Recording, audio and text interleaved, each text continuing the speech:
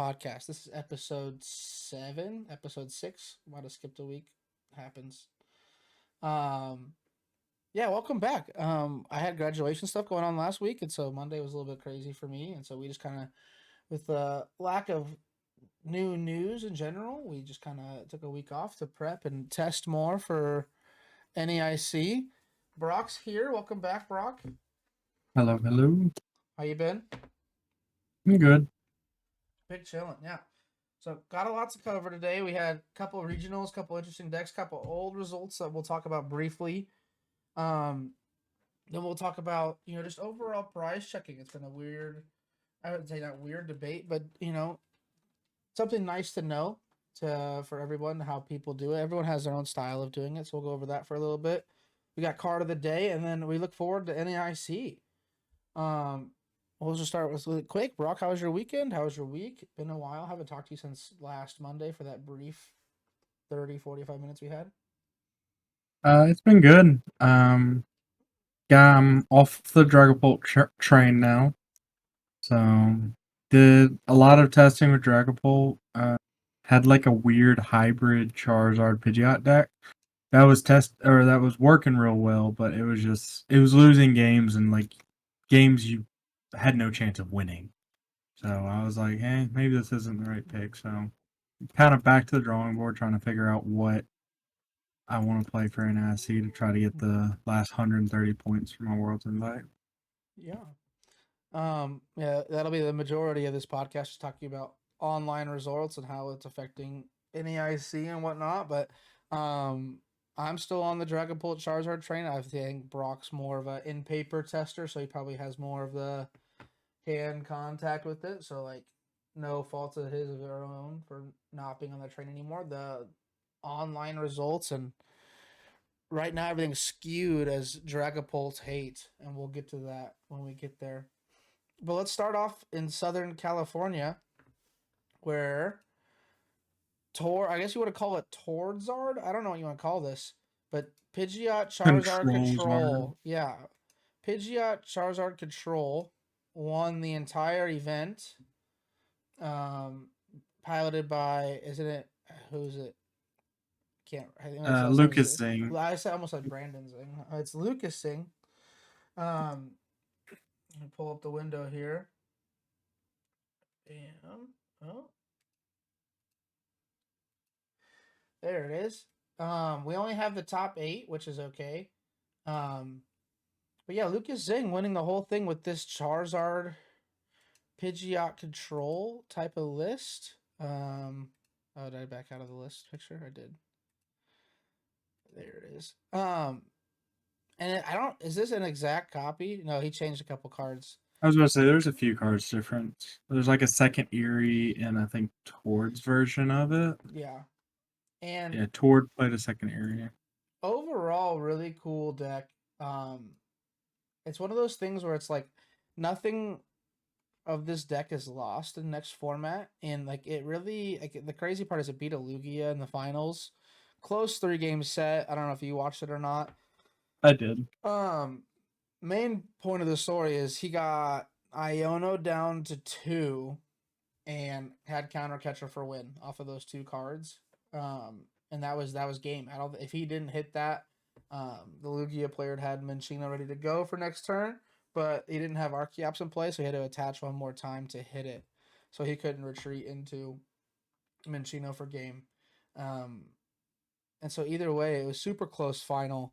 But this deck is something to be reckoned with. It's a little bit of they adds the Strandshrew that was in Azul's Sweden winning list or Stockholm winning list. Um, and it's one of these cards that is just like is blowing up in the control scene that stops Palpad and Superior Energy Retrieval and these main kind of recovery cards. It even stops Team Yale's Cheer, which is crazy. Um, and so super cool list overall. I think it'll be played at NAIC. I don't think it gets any worse. And maybe that 1/1 Charizard becomes a 1/1 Luxray. I think that version's kind of worse, but like I lost to one on the ladder recently, and like we talked about it in our preview, but that Luxray's kind of crazy. but it's the same type of idea. You have a giant EX Pokemon with 400 plus HP with the hero's cape on it, just kind of in the active to close out the game, and super cool. Any thoughts on Charizard Pidgeot control? Yeah, the deck is just like it's one of those decks where it's just like impossible to play against. Um, because like you can have a game plan against it, but then it just has so many tools um to be able to beat it. Like if you ever play against it, basically you try to combine a you try to like kill the Pidgeot as quickly as you can. If you can, like that's basically the game plan is kill President Pidgeot. Yeah, it really comes um, down to it. Really, if they don't have yeah, Pidgeot, they can't do anything. I just exactly. it's just instant draw. Is instant charge is not enough from just for this type of deck. Obviously, Snorlax is a Yeah, different type of control, completely different type of control. Um, and we see here is also playing the Entei V. It's also another one of those wall type of hair. Put a hero's cape on it, potentially attack with it. Like yeah. it's super clean. Um, very well played. I know he beat a Chin Pao in the top four as well, which is He beat Reagan's off. Reagan. Yeah, beat Reagan and Red Sloth in top four. Nothing crazy about this top four except for the seventh place list, which is Iron Hands, which is kind of crazy to see back. A lot of us written this deck off. Um, So if you were following the tournament, like, so apparently Control was like everywhere. Like, yeah. uh, so Control doing well kind of brought all the Lugias up, Mm-hmm. which there was at least two in top eight. Um, so it brought all the Lugias up, which then allowed this Iron Hands Nicholas Gist to just like roll through all of those. Yeah. And Iron Hands is not, I wouldn't say it's favorable into Chen Pao, but like it's easy to, you get the Cobalion or the Iron Crown to get 3 prizes on Chen Pao's and whatnot, or 2 with just the second attack, whatever it's called. Um, but like it's one of those matchups where like as long as Charizard's not evident, Iron Hands has a place in the format. And so it'll be very interesting to see how that affects NAIC as well, because like this is a deck that doesn't lose anything and potentially only gains stuff like reset stamp and whatnot. So I think they still play Prime Catcher, but like there's creativity is not lost in this format to coming up, as you can tell by what we'll talk about online stuff. Real quick shout outs in a couple other regionals. In Santiago in Chile, which is the week prior, 2 Bennett Gardevoirs finished top 8. And of course, it's right behind with Vinny Fernandez leading that kind of charge with that. Um, I think this is another super cool list that we could potentially see in an AIC. It only gets better with Reset Stamp. It only gets better with Monkey Dory, right? Like this deck could be a potential play. Um, any thoughts on Gardevoir? I know you're switching decks and you're an old Gardevoir head, so I wouldn't be shocked if that's where your first place Um, goes to. Not sure if you'll include Bennett, but it's definitely a yeah. thought. The Banette is I've never liked the Banette in the deck. I've tried it before. Um, but because the only way that I would play a Banette would be like with a Salvatore, Mm-hmm. with kind of doing it like that. Which you could. I mean, like this list Which plays you a one. could, but This list plays a one Cypher Maniacs code breaking, but there's no Luminion, so yeah. you can't search for it anyway. I see the what you're trying to say though. I mean, but like it's just turbo out, like either tracking shoes, like just kind of manipulating the board. This is like a bayonet deck with a Gardevoir Yeah, package. for sure. There's not even Drifloom or anything that we've No. known Gardevoir to known. And I do love the 3-1 split of the VS Seeker Bennett. The VS Seeker Bennett, I've wanted to be good for a long time. We've seen it pop up for a couple times, but like that card is just overall broken. VS Seeker was back in the day. So like why wouldn't the ability be broken? If it was on a stage 1, every deck would play it. Or if it was on a basic, every deck in the world would play it. But because it's a You mean a stage 1, basic? yeah, if it was a basic instead of a stage 1, then every deck in the format would be Yeah. playing it, because like that's just a broken ability. And just imagine you could just VS Seeker for your Turo, and then you continue the lock with a brand new Bennett, right? Like it's just that's kind of the thought process with Yeah. it. Um, And this deck brings back Spirit Tomb. Like they were planning for control. Control is very evident in this format and the next. So you got to be on your toes. I wish we had the total statistics for LA, but in Santiago, I just almost said Chile, there was 7 stall decks in day 2, may potentially, or no, 9 counting the 2 Pidgeot controls, and I'm assuming one of these RCSs was a control version, or maybe more. So at least 10 plus control decks in day 2 down in Chile. I'm assuming, like we talked about what Brock said earlier, plenty more in day 2 of LA as well. Like control is just, it's a very evident archetype, and I think it only gets better with the flute and the fan and stuff. Some decks aren't playing fan though. We'll talk about fan here in a little bit. Anything else from regionals that you wanted to go over? I want to give a big shout out to one of the kids that I coach, Jonah. He top 8 at LA and secured his invite. He's only been playing for 3 months, and he's just been grinding. He needed top 32 at this tournament to like guarantee his invite, and he was able to clutch it out. So I'm very proud of him. Congrats to And Jonah. he beat Prince Williams, and then won at table 1, and then ID'd at table 1 the last 2 rounds. So it was awesome to see. Yeah, walk into cut is super nice. Yeah, It's a, I don't think me or you will ever be able to ID into top 8. hey, never say never. Never say never. Oh, Always the next tournament. Do you know what he played? he played CPAL. Oh yeah, there we go. A lot of the people that helped me prepare for tournaments wanted me to talk him off of it, and I said I'm not doing that. He is far too good with CPAL to try to talk him off of it. Has he been on it all And season? he's been on it. Yeah, he's been on it, and he's played very well.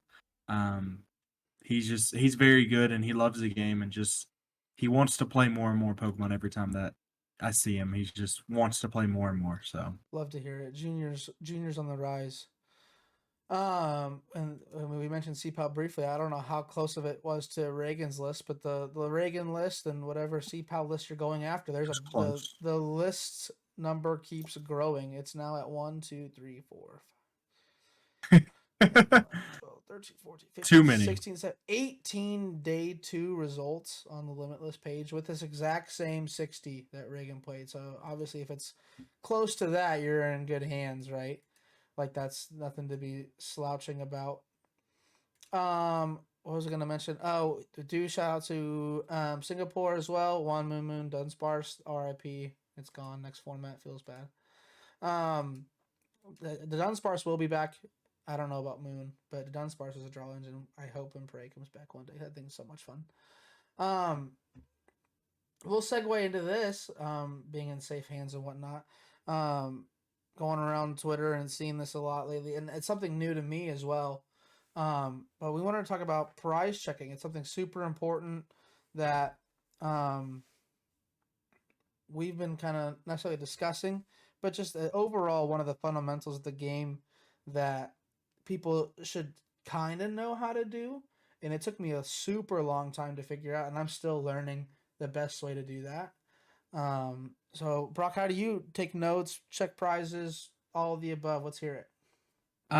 So the biggest thing that I do, one, it depends on what deck I'm playing, if I even prize check.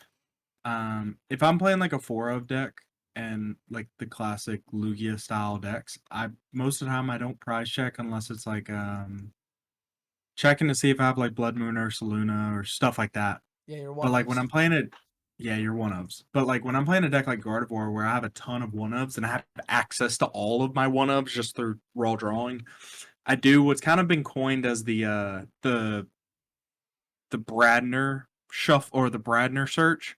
I put all my Pokemon to the front, all my energies to the back, and make sure I have access to all of them. And then so I do like 2 searches to search for the energy in the Pokemon, put them to the front and back, take note of that, and then I flick up my so I'm holding my deck and I'll like flick up with my thumb like to poke them out of the top of my deck to like see like super odds, bosses, pal pad, stuff like that. to like see what I have access to, Turo, just to see what I have access to. Now, like my 4 of cards, I don't really take into super account unless I'm going for like a super risky play, and I know I'm going for a super risky play.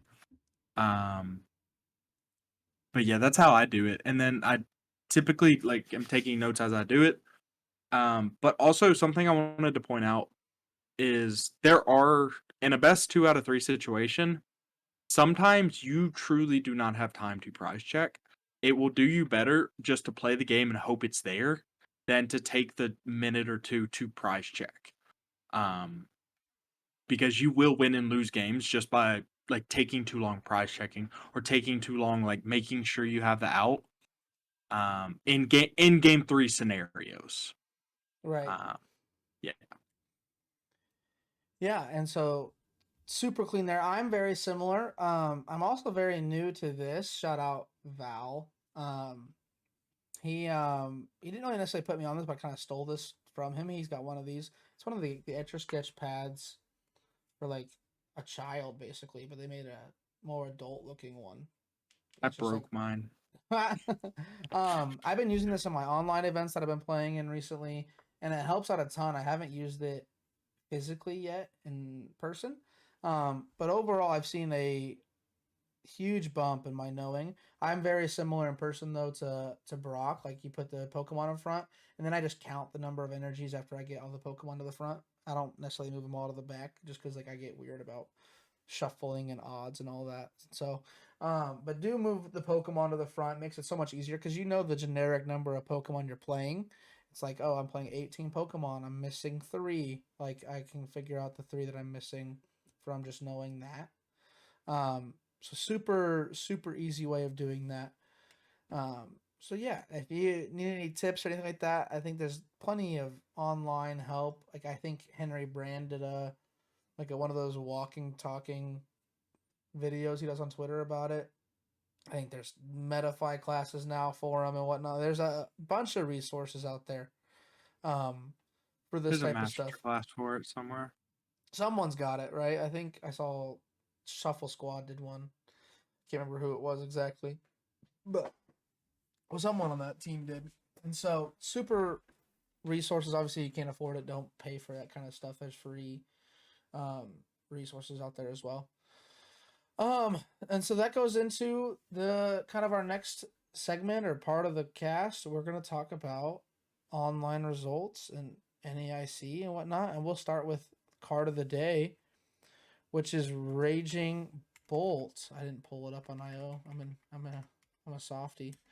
But the reason why it's Raging Bolt, Raging, I misspelled Raging Bolt. Yep, I did. Is it's back. Raging Bolt is the new, I guess what you call it, big bad of the format in a way. It's the Um, new hype. it's the new. I mean, like it's the new Beat Stick deck, right? It's and it's paired with Teal Mask Ogerpon from the newest set.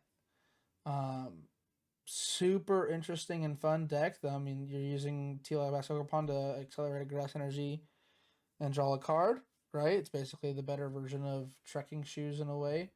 Um, and then all you need is 5 energies to hit 350 with the help of Sadas and just attaching from hand to turn. Some lists are still playing Sandy Shocks EX in there just so you can guarantee an extra one from the discard pile out. Um, and this deck is really fun. Is this part of your new testing loop going into I've NAIC? I'm not testing it because like these style of decks just they like I play worse with them because I like halfway turn my brain off because it's just like it's a sequence map and like once you know like the rotation of the correct sequencing it's very boring to me to play. But the deck's real and I am playing against it a lot in my testing. Because I do think this is like um the new deck that's just easy to play or easier to play than a lot of the other decks. It's not as sequence heavy, it doesn't punish you for like playing poorly. Yeah. But I think the deck is very good. It's very strong. I don't know if it's good, just because like any deck that plays 3 types of energies always scare me, like consistently over 15 rounds. Yeah, I mean, and the energy counts are like 14 plus, right? You're normally playing the 3 Yeah, fighting, 3 lightning, and 7 to 9 grass, right? Like yeah. list can go wherever with that. Um, but it's a very strong deck. And there's room for, I wouldn't say creativity, but like personal preference. Like I've seen lists play the bug catchers. I've seen lists play for trekking shoes. I've seen energy retrievals in there just to get back the grass energy so Ogerpon can draw cards. All of them are playing Greninja. Um, Heavy on the tool count as well. So like you'll see in these online results, like we're talking like this deck's like at 25-30% in some of these online events, which is crazy to say with it being so new. Live's only had these cards now for not even a week. I mean, I guess it's a week on Wednesday. I think that's influencing the play though, like the amount of plays, because nobody really wants to play like the same old decks we've had forever. Correct. I So think it is I too. think It's the new deck. It's the yeah, new it's archetype. a new toy. Correct. It will be. I think we discussed this before, pod, but I think it will be a top 6 deck at Yeah. NAIC. If you don't have an answer to it or not a favorable matchup, which a lot of this, I think a lot of these decks that when you play against Raging Bolt, um, it's very similar to a Moon or a Tina list because it is just, hey, I'm gonna knock out whatever's in the active, and that will get you a long way in this game.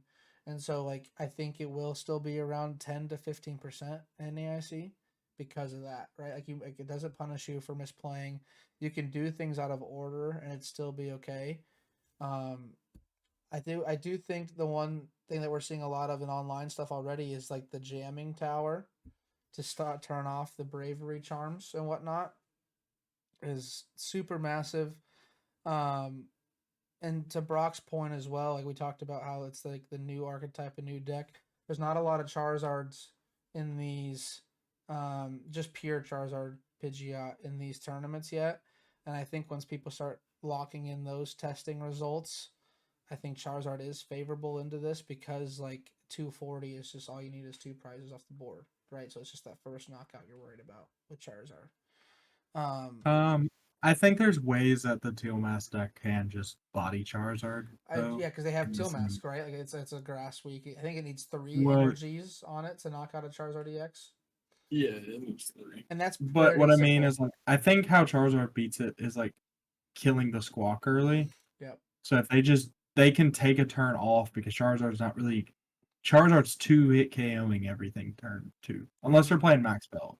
Right, Then that's just a different but you're story. still But short on the bolt though, even if you play Max Belt. yeah, I'm talking about on the On their Ogerpon or again yeah. Squawk ability, right? Because the Ogrepon's the bigger threat because the Ogrepon accelerates an extra energy every turn. Correct. Like Yeah, the Ogerpon's the body of the deck. It's the heart and yeah, soul of the deck. It's the yeah, draw engine. It's the yeah, it's technically the attacker if you think about it, right? Like obviously it's yeah, obviously not attacking, but like if you don't have 2 grass energies on an Ogerpon going into your turn, that turn's shaky. yeah. Yeah, and so Raging Bolt is back, and so we're diving into it. And here's the first example. This is the picture that's going around Twitter. Raging Bolt Ogerpon took 6 spots out of the top 8 of one of these online events. Not overall winning the tournament. That was Lost Box Radiant Zard with a Monkey Dory in there, which now we're seeing this card getting spiced into everything. Monkey Dory is super good.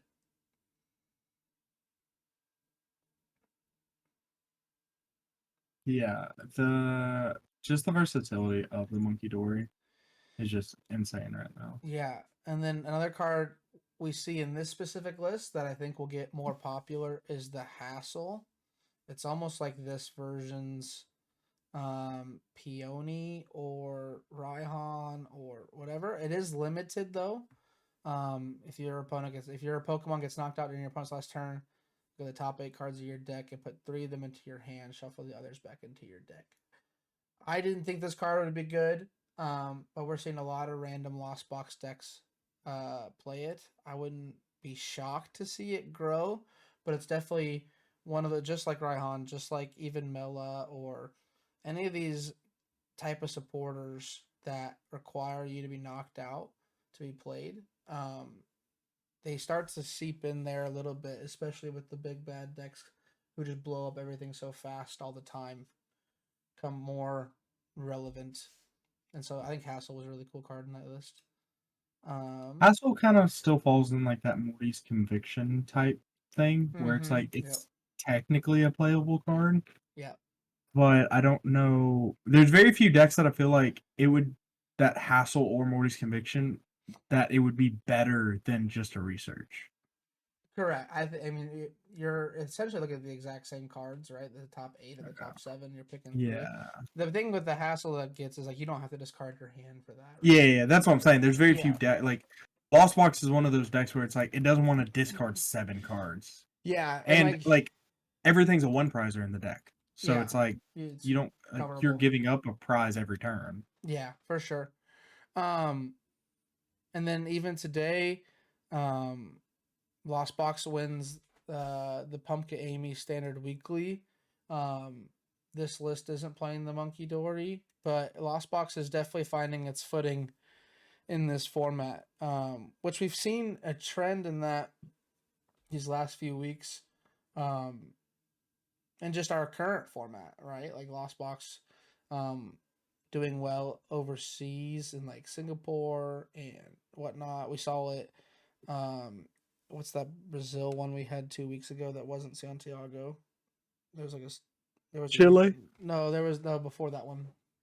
Puerto Rico. No, it was the same weekend as Puerto Rico though, I think. Then no.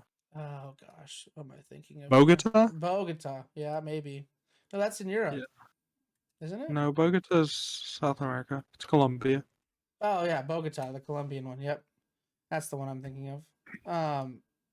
Yeah, Lost Box is just playing well lately, and it's nice to see. I think it's it deserves a place in the format, and we'll see. Any one prizer deck could be back. You know, like Raging Bolt and Roaring Moon and those types of big bads don't do well against single prizers. So there's a lot of meta to still be discovered with this. Um, we'll talk about it briefly. I played actually today in this Pumpkin Amy tournament with this Dragon Bolt Charizard list. I played a similar version, but way more wacky last Friday in the Tournament of Doom. I went 3-3. Today I went 4-2, not realizing there was a seventh round. So my seventh round opponent who got the win by me not showing up ended up finishing 13th or 16th or something like that, which I find extremely funny. I just thought the tournament was 6 rounds, so I never showed up to round 7. Um, but we'll transition this into kind of Brock's takes first. You're off of the Dragapult. I know you were really heavily on the Pidgeot version, so let's hear it. What's the word? So I was really big on the Pidgeot version, and then the Pidgeot version is just like having to play Neo Upper Energy in the deck. Just like, just like limits every kind of deck building decision you can make. It's like when your ace spec is already chosen, it's just like it just doesn't feel good. And then I was just losing to like random stuff. Like one of my buddies like 3-0'd me in playing like literally Reagan 60 of Chen Pao. And I'm Yeah, like, that's a okay, tough one. this doesn't feel good. Yeah. And then I built like a hybrid. I basically scratched the whole deck and basically built my own type of Charizard Pidgeot build. Um, and With it felt Dragapult very, still. yeah, with Dragapult. Yeah. Um, but the whole time when I'm playing it, I was like, I might as well just be playing Charizard at this point. I'm just playing a less consistent Charizard deck. Yeah, for sure. What was the And Dragapult count in that? Like 3-3-2? 3-3-2, yeah. Yeah. So it was like it like the deck's very powerful and it will someone has already solved it because like a trend you'll find is like all the pros were bashing Dragapult when the set first came out, and now they're all quiet about it. Like I haven't seen anything from like the big the big players in a while talking about Dragapult. I think Yeah.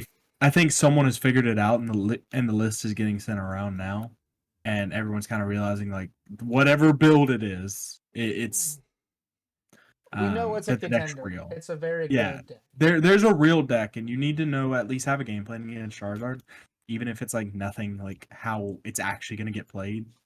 Yeah. Um, you need to know how to play against it. Yeah. And to kind of, I don't know, I don't think Brock's seen it yet, but it's on the screen now on Twitch. But like, it's one of those things where, I even think we have an answer for the Raging Bull. Like Charizard is I think it's the preferred setup option for Dragapult. And the reason why I say this too is I don't know if we mentioned it in the pod previously or not, but saying it out loud makes me feel like we have.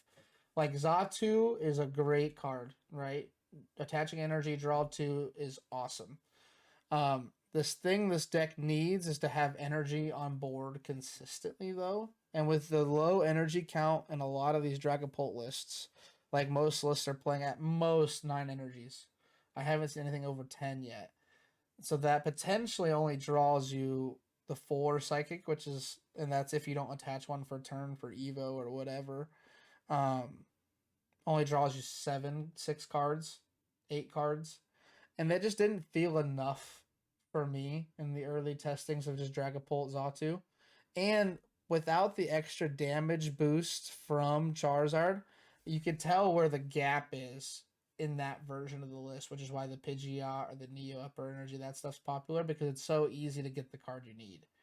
Um, I think this, as of right now, is my play for NAIC. I've played so many games with it is a main factor. And then two, um, there's so much room for improvement of this list in general. Like there's versions of this now with Dragapult, Charizard that aren't even playing the Lumineon and the Rotom. They're just playing 2 Evos, the Tatsugiri, and that type of package. Or there's a list today also in the Pumpka Amy list. Where'd it go? I go back to here that actually went 6-1. Instead of playing Rotom, they play one Entei. So it's one Entei V, one Rotom V that gives you a bulkier attacker that's not going to get knocked out turn That's one. funny. And it also gives you a second for a Steel Stone user. So you could confidently put Entei V in the active, Evo with that, even fleet footed, right? Um, I've been playing the Prime Catcher and I played Max Belt on Friday. This plus is playing Unfair Stamp. And this is what I'm kind of getting at is that there's so much individual card choice that make this deck better or worse, which is why I do think it's a real player in the format. And Charizard hits all the numbers like you hit 240 for Raging Bolt, you add a Defiance Band, or I played Kieran for an extra switch out, right? And so there's a lot of individual cards that make this deck really, really good.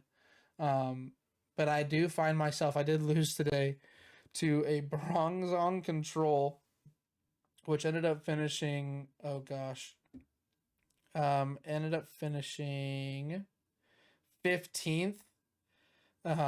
He's like, I talked to the guy a little bit on Twitter. He made it like 30 minutes before the tournament started. He forgot to put boss in here, which is the craziest thing. But Bronzong like is the main solution to Dragapult Charizard. You just can't evolve from your hand. You can only evolve through Evo, which is terrible if you only play one Evo. So maybe my future list I'll play 2 Evo. I did see one that played 2 Evo today. Just already because make it more consistent. Have you played at all with the Lost Box version of Dragapult? One finished third here at 6-1. No, and I won't. I was cool with Lost Box Charizard. I played that in Peoria. It was a lot of fun, and this is very similar to that. I think it has some merit because Mirage Gate is broken, right? But if control is very evident, this version gets a lot worse, in my opinion, because it's just you don't do enough damage with your one prizers, and if they just Mirage the Gate just eerie away your Mirage Gates early, then you're kind of cooked. But it's performing. It did well today, and so we'll see. There's a lot of individual stuff. Anything crazy that you've seen or been testing that caught you off guard? Not really. I'm just kind of doing standard stuff and testing. That's pretty standard stuff right now. It's like, my philosophy on testing is like you test a consistent list and then like you kind of just roll with the consistent list because 15 rounds is a lot, and I feel like text will lose you more rounds than it helps you most of the time. Absolutely, that does come up a lot. One deck I wanted to mention briefly too is Dialga still seems to survive. There's a Dialga here. There was no top cut in this tournament, but Dialga finished 6-0 in this tournament. Um, it's still very evident in the format. And then in the same tournament, we see a Dragapult Charizard, the kind of um, Brock was mentioning, but this list is crazy. It plays a 1-1 Pidgeot, 1-1 Barrel, 4-2-2 Dragapult, which like I mean it's a crazy list with the unfair stamp. But it's like I think it's 24 Pokemon. It's crazy. And so online results, and why I mentioned this is because like online results are good and helpful starter points, but they should not be your ultimate like final decision, right? Like Brock said, like he's just testing the generic stuff that is online and available to him. The big thing with online results is that you have to practice with it in paper and virtually, or because they feel completely different, right? For whatever reason, obviously shuffling in person and shuffling in PTC0 are both all completely random, but there is a difference between holding the deck in your hands and getting a random hand from live. Yeah.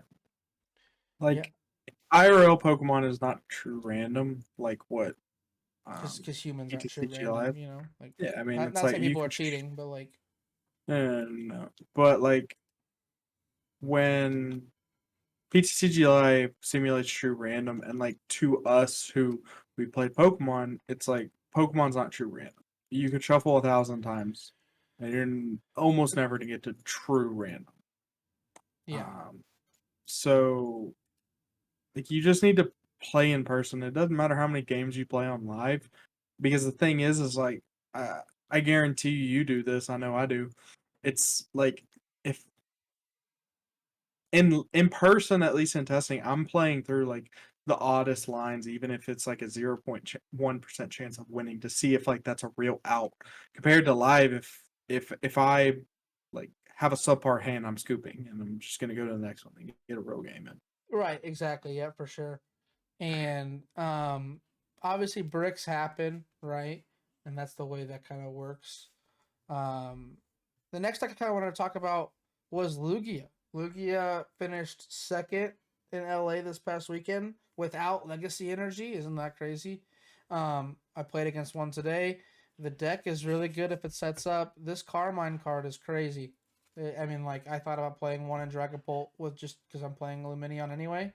Like, it's just a better version of Squawkabilly if you think about it without having the two bench sitters, right? Like it's the crazy. That's part of the new format that's fun is just trying out combos to see if they work or don't work. But with Lugia doing well in LA, and there's not another tournament until NAIC, I think it holds a good 10-15% of the meta in this. What are your thoughts on Lugia? I know one of our friends in Memphis is pretty high on it right now. I remember him like a week or two ago saying it was his play for NAIC.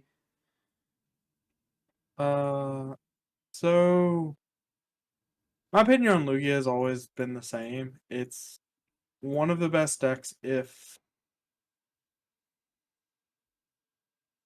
it's one of the best decks if it's the right room, if it's the right meta.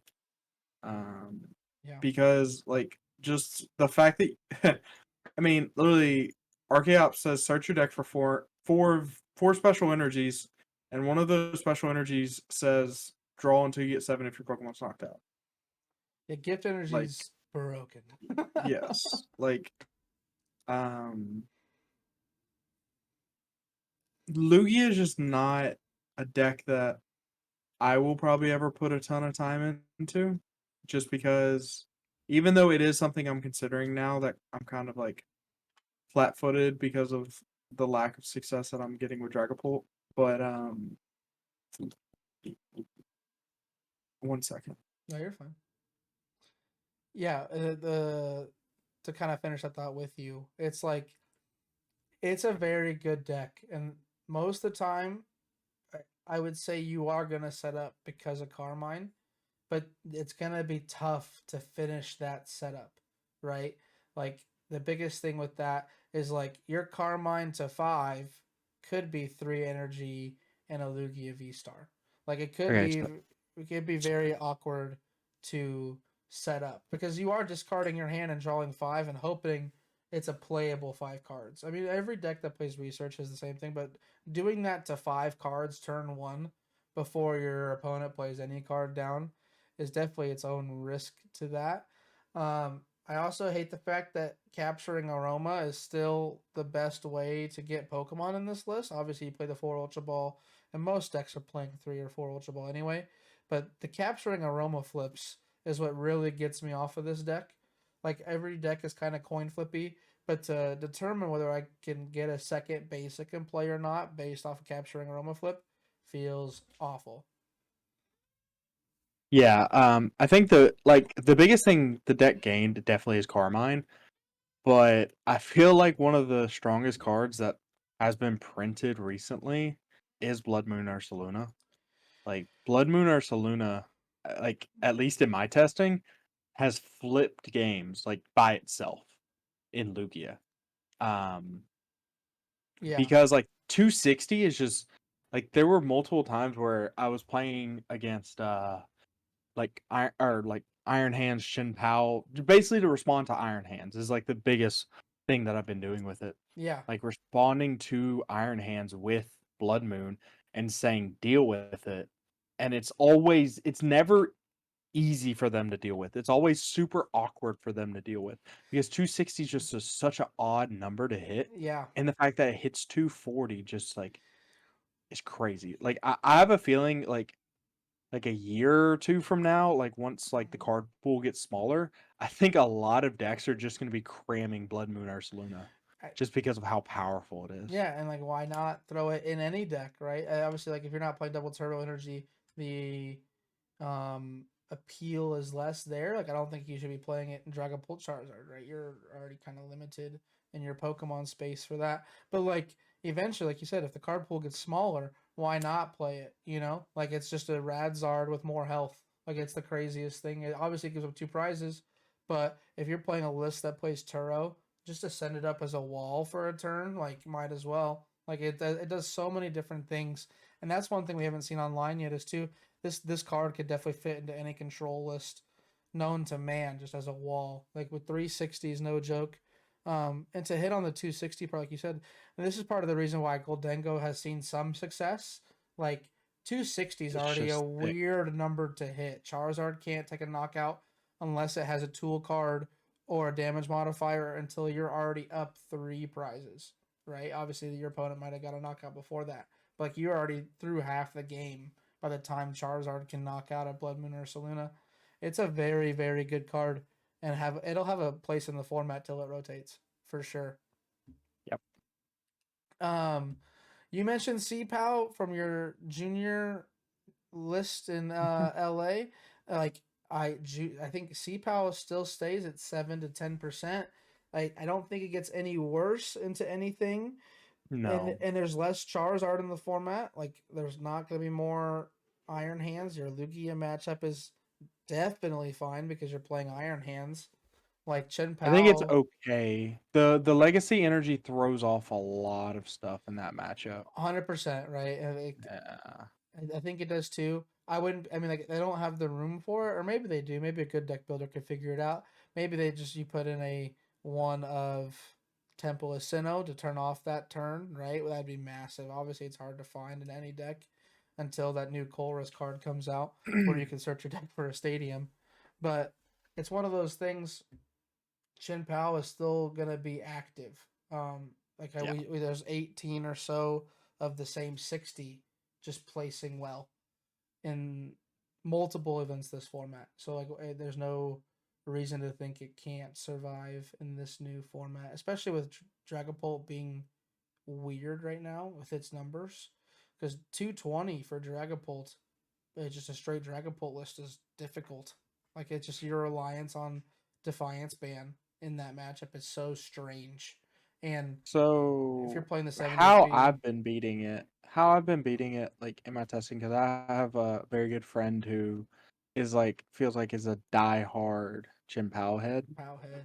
Um, and basically how I've been the few times I've been able to beat it, it's just like I'm able to get the counter catcher onto a Friggy that he had to evolve a 70 HP and he kept the 60 HP one around, and I was able to kill the the backs The backs and with then 200 60 and then knock. the Yeah. backs with 200. Like that's the only way I've been able to beat it. Cuz Yeah. like you said, like, and I'm playing the Defiance band in my list, but it's like it's not enough. Because like yeah, you kill it, but as long as because at some point they can take two prizes with their iron hands, or they can take two prizes with the biggest thing is like they can take two prizes with Greninja um early or late. Mm-hmm. They can always off trade you. Like you're never up trading them. So it's just an odd game. Yeah. It very much is a very odd game because of the numbers. Like 200 just seems almost not enough in this format sometimes. It's super nice into the support Pokemon if they play support Pokemon, but like 200 almost seems like not enough, and so like that's why we're seeing all these different partners into Dragapult. But I mean, like there still is some success with just Pidgeot and whatnot. Like I know in the Tournament of Doom there was a Pidgeot Dragapult that went 7-2 and into top cut, but it lost to one of the very manyest Raging Bolt Ogerpon lists. Um, and so it's just like there's so many weird numbers now. Back in the day, or even like last format, the variance in HP numbers wasn't this crazy, I think, until Scarlet and Violet, right? Everything was 280, 320, or a single price Pokemon. You know what I Yeah, mean? like Now it's like you have 220, 230, 240, 260, 270, 280, 310, 320, 330, even 340 with oh gosh, I just drew a blank. There is a EX with 340 HP for sure. Even is it Blissey with relevant? 300. Like there's so many different numbers that every deck needs to hit now, which is favoring these big stick beat decks in a lot of ways because in just Raging Bolt example, like it's still just the 5 energies to hit 350 with a Raging Bolt. Um, and so with that being said, too, is we're seeing a rise, and we've already talked about it a little bit, but Lost Box, the Radiant Zard version seems to be all the way back, winning multiple events now. Were you ever a single prize Lost Box guy? I took it to a few tournaments like 29 no 2022, the like hyphen COVID season where like they didn't bring back tournaments until the very end of the year, Yeah. like local tournaments. Mm-hmm. I played Sablezard with like two Snorlaxes and two Twin Energies to Yeah, the unfaced fat Arlington one last for year. Yeah, clarifying. yeah. Ye- So I played it quite a bit during that. Um, I really enjoy decks like that because it's like it gives you anything that has a one prizer that has a potential of killing two prizers. And back then, like you said, everything hit 280, or like you needed to hit 280. So I played like two choice belts, which allowed me to like have like insanely good And the matchups. EXs weren't a thing yet. Choice Belt hit Nope. everything. So like Yes. just So to clarify that. this was like this was right after Tina V Star. So this was like Astral Radiance had just came out. Yeah. Yeah. And um with that being said too, like the funky numbers make this format so much more interesting in my opinion. Um Speaking of funky numbers, I've seen it now on a couple of lists that I'm scrolling into. Gouging Fire has made its way not necessarily into the format, but it definitely could be something you see. Have you played any Gouging Fire at all? It's not a top 6 I deck. played it. I've played against it. Like it's definitely one of those decks where it's like it's very fun. I think so. You were saying like you thought what a bolt kind of replaces the moon, like the true moon style decks. I think gouging fire Could be that new legit deck. just replaces it. Yeah, Because it's like it does everything that the moon did, but like a little different. yeah, it has the magma basin instead of Moltres, right? Like Exactly. you could play. Yeah. There's plenty of space, and even like we've seen Entei Iron Valiant be a thing. Like I wouldn't be shocked if Gouging Fire, Entei v Iron Valiant's a list, right? Like those could all be things because magma basin is so good. Well, so the funny thing is like there already are lists like that, but like you only need like one Iron Valiant to fix your numbers with the Correct. gouging fire because a 260 is already like pretty dang good. Yeah, you can hit 280, potentially 300 with a damage modifier if you're playing it. It's one of those Most of the things. lists I've seen has been playing the max build. Yeah, I just actually found one playing Prime Catcher and Grabbers, which is very odd, but Yeah. it's something cool. Like it's one of those things where like again 260 is very awkward, and it doesn't have the prize requirement to make it attackable. It's only 230. It hits for 260. Right. Oh, sorry. Yeah, yeah, yeah. But it takes care of the so that's why I'm Yeah, mixing yeah, yeah. numbers Oh, up. my bad. My bad. My No, no, bad. you're fine. No, I think I said HP, and you're so I Yeah. get what you're saying. You're good. Yeah, Uh, no, the Gouging Fire deck is I cool. think gouging fire is definitely one of those decks where it's like I would give it this is like a perfect like you want to get introduced to like competitive Pokemon. This is definitely a deck that I would like give somebody if they wanted to get introduced to Like a competitive starter Pokemon. deck. Exactly. Like it's good, you're going to win games. And it's going to teach you how Absolutely. to sequence. It's going to teach you how to sequence properly because like the deck is very simple, but like if you misstep a few too many times, you do get punished for it. Correct. Yeah. Um, so like this is a very much what was the name of that deck? Um, Rapid Strike Malamar. That was like a deck for a long time. Like I recommended to new players because it did punish you if you played poorly. This is another one of those decks where I feel like it punishes you for playing poorly, but not to the extent where you're gonna lose a lot of games. Yeah, for sure. For sure. Um, that leads us kind of into, like you said, kind of now we're getting more on the fringe of stuff. But the last deck that we could talk about that is potentially top six material is Miraidon. Miraidon is obviously the Japan Champions League winner in this format. Um, but I mean it's got a place if Charizard is not 10% of the room, obviously not counting the Dragapult Charizards, which I think will be 5 or 6% total in an NAIC, but or maybe I mean potentially more I guess, but like in my head right now it's where it's at. Um, but Miraidon is very good into a lot of these decks that are playing really well. We talked about Gardevoir, Chien-Pao, these Lost Box decks, right? Like the ability to Iron Hands multiple times in a game with Heavy Baton and Generators is very good. Where have you been playing Miraidon at all? I have a friend who's very high on it, so I've played against it a lot. The deck is the deck. Like if you can get turn one, this is just like the new version of the Peony Dawn from the previous format. It's like its whole goal is to turn one Iron Hand you and then to chain another Iron Hands behind it. And Yep. if it can do that, it's gonna win games before how I like to describe it is like you're winning and losing games before you even flip over your cards. Like there are games literally decided before you and your opponent flip over and say who's going first or second because it doesn't matter. Yeah. Um Because most decks that now choose to go second aren't attacking into yeah, that turn. exactly. And even if they are, they're not going to knock out a 230 Well, HP. it's like what is Dragapult doing against this? You're Unless hoping to they're Evo going twice turn and they two miss. Charizard. Yeah. Yeah. It's like The two answers are Defiance, Band Dragapult, or Charizard. If they're playing well Charizard yeah. at all. That Yeah, that's what I'm saying. But I'm talking about the like a straight Dragapult list. Like it doesn't No. really have Mhm. good answers besides the Defiance belt.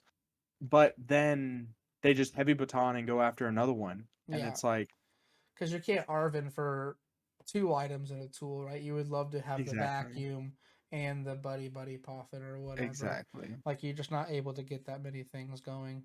Um, and like I think Maridon, and I heard this in a different podcast. I think it was the Team Up tag team Yeah, podcast. Mahone and JW and Riley yeah, Holbert.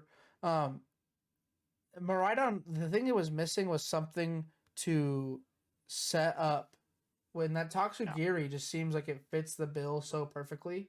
It And does. I didn't notice it until they mentioned it to it on their pod. But like the ability to attach a skateboard, because you're gonna play the Arvins anyway, attach Yeah, skateboard and then just have that as your pivot instead of having it be Mew is so big, right? And then heavy baton, we talk about it too. It's so crucial in this deck to set up the Raichu knockouts at the end of the game as well. yeah. Like the only thing stopping this deck is itself or jamming tower, I guess, which could be the new play for a lot of decks. Is the jamming tower, which shuts down all Yeah. tools. For those that My didn't whole know, thing with like jamming tower is like, how are you gonna find it? If you're not playing like a Pidgeot style build, like yeah, how are you finding this one of stadium? Because if you're playing more than one of it, it's what what are you giving up consistency wise to do it? it's also my problem with Temple right now in Dragapult. Every Dragapult is playing Temple, right? Because of missed energies, and I'm just sitting here like I can never find it the turn I need it. I might just try just two hammers and call it a day. Like I mean, Well, maybe not two that's hammers, but kind like of what it's kind of where I was leaning because like I was like so like why would I ever play hammer when I can just play temple? But like I'm very much with you. It's like bro, I can't ever and find this stupid especially in the thing. Lugia matchup where Temple is the most critical. Obviously, Temple is good in a lot of different lists like Giratina and these other lists that play Jet Energy and stuff like that. Obviously, we're not denying that it's good against that, but it's super good into those types of things. Yeah, And the main thing though is like if you're playing an Arvin based build, just going and finding like if you hammer away legacy energy and then take the knockout on Iron Hands or Minchino or whatever has attached to it, like that's a lot bigger play than hoping your temple sticks for the next turn. I don't know if decks are able to find the spot for two hammers, and maybe you only need one hammer. And we'll obviously testing is still a lot to be undecided.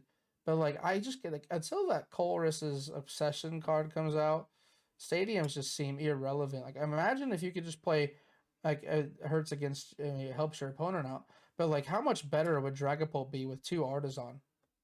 You know, like it's just like I feel like I'm always one short of basic Pokemon if I don't hit Buddy Poffin. And even if I do, like the current turn one scenario, you're wanting a Dragapult Charizard or even just Dragapult by itself, is you're hoping for a Buddy Poffin, Arvin Energy. That's your entire what you want in your three cards. You don't really care what's in your active. If you could just play Artisan and count that as your extra nest ball or whatever to get the outs for your baby Pokemon, how much better would it be? I'm not sure, but like it's definitely a thought we need to play around with. I've definitely thought about that. It just depends on I, what you want to cut for it, right? Because like even if you look at the list that I played today, or this is not my list, even the list that I'm looking at that did it went 5-1 today at the Pumpkin Amy one with the Entei V instead of the Rotom. Like it's the same thing. Like you can't find Jamming Tower or Temple of Sinnoh, and then because they are playing Jamming Tower, they can't play Defiance Band, which just yeah, seems terrible because like the turns you want to hit 230 and you want to turn off their heavy baton or whatever, you can't. And so maybe just a 1-1 split of vacuum and hammers the way instead of the stadiums. But then it also does feel bad not playing a stadium to bounce a headquarters or their own exactly. Temple of So like Sinnohs. that's the biggest thing that I've like ran into. It's like when I started like because I do like most of my testing is just theory and then I put it into paper. Yeah, Um, that's where all of us start. You know. yeah. Well, it's like, but yeah. Um, is like there's so many stadiums that I want to bump. So it's like it's hard for me to find the justification to play something like a hammer over a temple when they do the same thing because there are so many stadiums I want to bump. Like what? Like Let's just I don't finish the want to give thought. my opponent like 2 turns of artisan. I don't want at least in like the Pidgeot build, I don't want them to keep the temple in play too long. Jamming tower if I'm playing The Defiance belt. the And Defiance belt. Like there's just so many like not it's not like super relevant, but it's relevant enough to where it's like I can't justify playing the hammer over Temple. temple. Yeah. And like the big thing too is like obviously I bet in the list that we're talking about with the Entei in it, the jamming tower also turns off Forest Sealstone. So if you're Yeah. able to get a early jamming tower on somebody, it completely startles a setup or even a late game. Like there's so many times where you want to just temple or Forest Sealstone for boss for game if you're able to pull that off. Um, and I find that too recently, like, and we could talk about this slightly, is like, how do you feel about Forest Sealstone right now? Obviously, you played the Pidgeot version of Dragapult for a while, so like you were playing the Rotom and the Luminion, right? Or no? Yeah. I was playing both. I'm finding it now where it's almost like an inconvenience to have those cards, rather just something that's like I'm already searching my deck every turn with Arven. Like, obviously, like, then you change your Arven to be able to search for another card, if that makes sense, right? So there's a lot of sequences where you're like, oh hey, I Arven for Buddy Poffin and for Sealstone, and I hopefully have the Nest Ball or Rotom or Luminion already in play to then be able to use that for Sealstone, right? But like, I don't know. It's one of those things where it's like that's one of my biggest barriers right now with Dragapult is that like I'm not enjoying the V's in there, and so we'll see I because like mean, I Forest think Sealstone's still a broken card, but I it's feel not for like every if deck. you're like if you're playing like more of an aggressive like I feel like the Charizard version of it has to play um for Sealstone and the V package. That's just I feel like they have to. Yeah, Um unless you're playing like a heavier count of the Zards, which might be the better play. I don't know. 2/2/2, 3/2/2. Like a 3/2/2 Zard Mm-hmm. or even like a 3/2/3 Zard. I don't know. Yeah, well then just Um play Zard at that point, you know. If you're playing Well, three I two mean, I two think Zard. there's some validity. Like if you're playing like 2 Evos, because there were a lot of games where I prized like the one Charmeleon or I had the one Charmeleon in my hand, and it's like, well, Yeah, that is so true. I've noticed that more too. Is more I play this Dragapult Zardless. The either Charmeleon's prized or it's your only Charmander in play, and they just chase it down. And you can't accelerate energy, and it's just over. yeah, But if because it's much easier to evolve into Charizard, attack with that for a turn, and then accelerate the energy to set up your Dragapult late game, right? So by having the two Charmeleon in the deck, maybe that's the play. Ooh, I'm gonna try that later. Maybe a 2/2/2 yeah, line. Because I did experiment with three Charmander already before, but you had to cut a Jacloak. That was the cut, was the 4 Dreepy, 3 Jacloak instead of 4/4, which feels fine because most of the time you're gonna rare candy into a Dragapult eventually anyway. But like just not being able to have access to the fourth Jacloak feels bad at times as well. And so this is the best part of Pokemon, and we can rant on forever about this. Um, last two things I want to ask you about is extremely fringe now, and it could impact how stuff is played. Um, main one that I want to talk about is a regional winning deck. Arceus Aerodactyl did well in one of these online events. Is you being a former kind of big big stall Arceus Duraludon Vulpix guy from Peoria less than 12 months ago. Like, does Aerodactyl hop into this format like it did previously? Imagine Aerodactyl just hopping in and Nobody gets any abilities, no block slacks, no Dracloaks, no Charizard. All abilities are gone. We're just gonna be Arceus, and we're gonna Sharon's care until we win. Um, so I feel like it depends on how much Lugia is in the format. If I'm being honest. Yeah, because like, Uh, obviously that was the bad matchup, right? Because if they summoning Star, and also the ancient star just shuts off V stars and Vs. correct. Oh, you're So right. I thought it was all abilities for a second. Snorlax. So yeah, so I feel like it just depends on how much Lugia there is. Like this is the direct counter to Lugia. Like when Lugia was at in like the reign when it was the king of the format, this was a real deck. And I feel like even now that Lugia is even slower than it was back then. If Lugia is the king, like how I think it could be, because I think the deck is very strong. Um, then this deck is real. But if Lugia is not a real deck, then you're just playing a bad deck Yeah, at that point. for sure. I get it. I totally forgot it was just Bs and V stars. I really did. That's You're on me. good. The last one that I want to talk about is obviously a new archetype. Um, it's Greninja. Greninja has been popping up. Greninja EX has been popping up in places, not placing well, but the ability to rapid flow is what people are calling it, right? It's the copy of Urshifu VMAX's attack is very powerful, and they're playing the canceling cologne. They can search for cards. They're playing it with Pidgeot.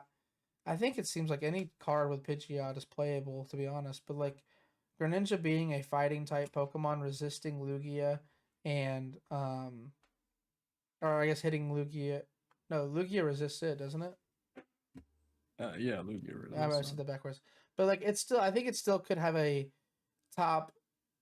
I wouldn't say top 6 deck in an NAIC, but like it's got a place in the fringe decks, and Yeah.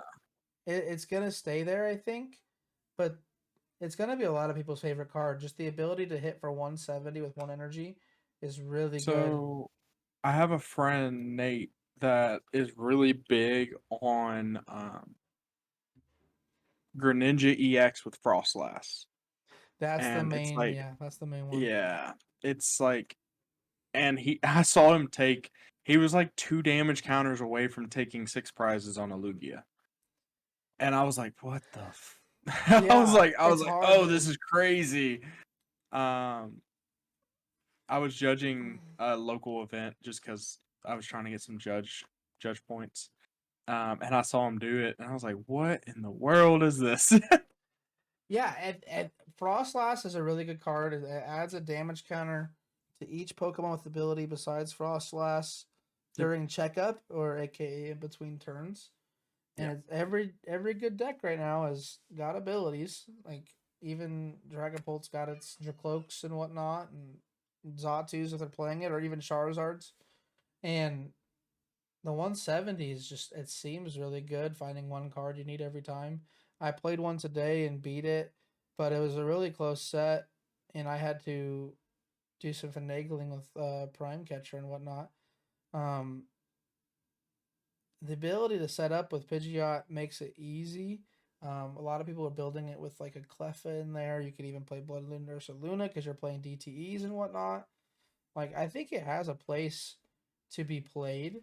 I don't know if it'll play well, but like if Miraidon or these lightning type attackers grow in popularity, like because Lugia is the big bad, right? Like if Lugia is that deck and lightning becomes good, like you could see a Greninja sneaking in there pretty easily, one shotting the entire Miraidon deck.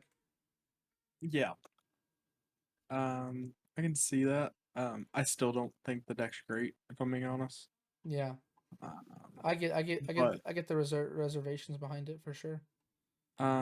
just because it's on a stage 2 that doesn't that the stage any stage 2 deck right now that's name is not Charizard, and it's stage 1 doesn't do anything.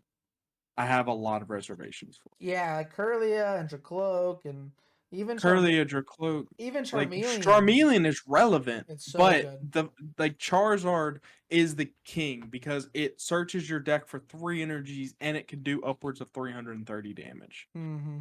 Like that's where Charizard shines. It's like your stage 1 doesn't have to do much if that's what your stage 2 does. But Yeah. like Guardy is so good because it's stage 1 does something. Dragapult will be around until it rotates because of its stage 1. Yeah, Dracloak is just so good. It really Yes. is. All right, and then we're gonna go way out here. We're going way out in the deep end. You ready for this? Probably not. Dude, the Regidrago boxes are thriving. God. This is so funny to me. I think it's hysterical that it finally has a relevant place.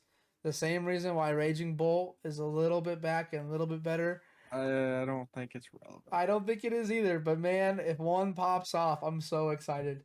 If I play against just one in don't see NAIC, why- I hope I lose. If I play I against just- one against day one NAIC, I hope I lose. Like I just don't see why. Like if you're playing Drago, why are you not playing Bolt? Like that's every time I see somebody like No, playing they are. it, There is a bolt. There is a bolt in there. I mean, Bolt. Like why are you not just playing Force Autas and Bolt? I mean, Like- it's in there. Like that's yes, It's I a bet you're- dragon. It's in there, man. Bolt's in there. I don't know, dude. I think it's one of those funny decks that it finally has a way to accelerate grass energies.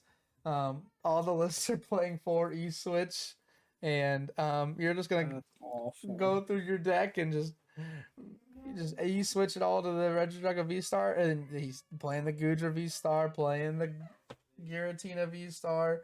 You have every attack you could ever want. You can even play Dragapult, and you can start sniping things because why not? Awful. Also playing like the Noivern in there as well. Like it's just it's relevant. It's one of the, it's I think it's the new memeiest relevant deck, in my opinion. Right? Like it's like showing up with Blissey in the same way. I think Blissey and this deck are the same tier. I think Blissey is a lot better than No chance. I was hyped on Blissey, and it's only good into Dragapult. Everything else just gets bodied by. Every other big bad, it just bodies. I think Blissey better. Oh, so is Blissey in your No, Oh, Blissey is well, not in my then rotation. come on, no, all right. So you're I saying did. So you're so saying when- Regidrago's 9 and Blissey's 8? That's crazy. It's upsetting.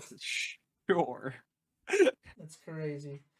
No, I think they're both like 13 and 14. No, you can't think of 13 other decks better than Regidrago right now. There's no chance. Well, and So this is the trivia for today. I need Brock to name 13 decks that are better Okay. than Regidrago V-Star. Ancient Box, Moon. No chance. 0. Yes. Those are 2. Yes. No chance. There is a Turbo Moon that's been popping up recently. I was about to say like There I has can been- name 13. All right, here we go. We get Moon. Moon, Ancient Box. Like Baby With Ancient. the Walking Wake. Did you see Cyrus Davis tweet today? No, good decks. No. Actually, like, there's a new Baby Okay. Walking Wake, and it's Control. Pidgeot Control. we're counting multiple. That's crazy. You're at 4. Huh? You're at 4 decks. Yeah. You're at 4 so far. Lugia, Bax, Charizard, Dragapult, Future Box. Charizard, Dragapult, Future Box. Blissey, Greninja. I don't think we can count Blissey in this. This is the debate. I don't think you can count Blissey in it. I'll give it to you for Okay, now. then Greninja, Dialga.